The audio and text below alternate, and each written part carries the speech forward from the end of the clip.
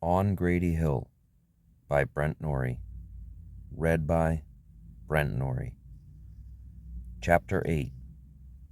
Avangelyn's Journal, Part 2.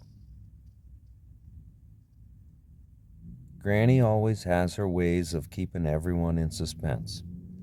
This is the point of the story where I get my chance to break away to Granny's table as she toys with her listeners. That's basically the end of the story, but she could go on in detail. As it is, I know this bit from hearing it many times these years, and at this point, I'm just waiting on the part where Grampy Samuel takes on Winston Charleston.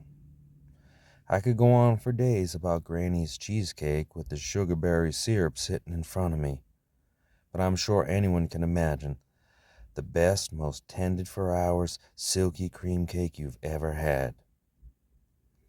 I seen her bake it a few times, and Granny treats her cooking with all her heart, just like her Samuel story.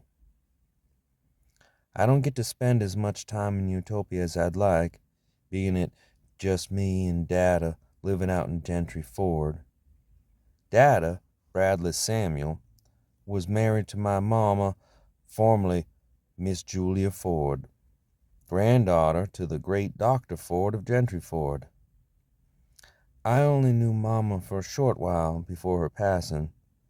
Since then, it's been just me and Daddy against the world. I can hear Uncle Adam and Daddy at the kitchen window now, as usual talking about Charleston. This time they're talking about Miss Anglo's place, or for that matter, Miss Anglo herself. She's been a real jewel to this town. Everyone knows she throws the best holiday party in Utopia. Mrs. Anglo's had a hard year. Mr. Anglo passed, and he was a good friend to Big Bill, Grampy Samuel, and Daddy. Been through the generations to finally purchase Hospitality Manor from Gentry.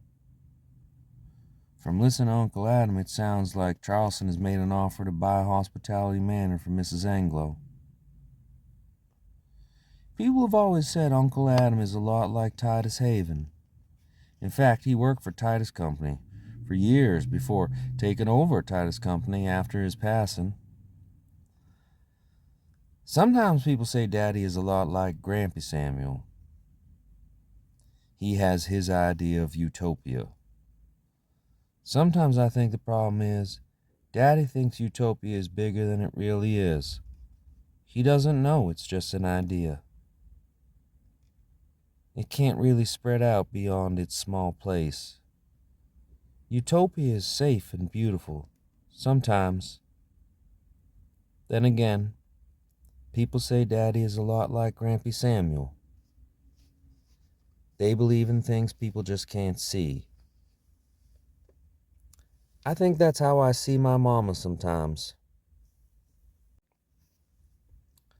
Dr. Bradley Samuel Grady, my daddy, had wanted to be a writer even after achieving his medical degree.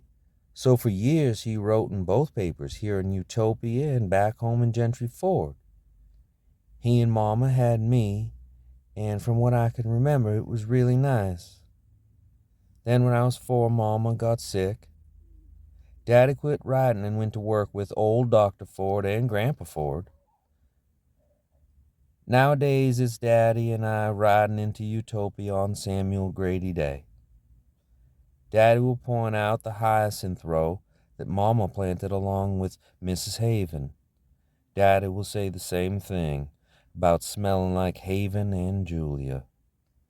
And every year the smell means something different to me, and also the same at the same time.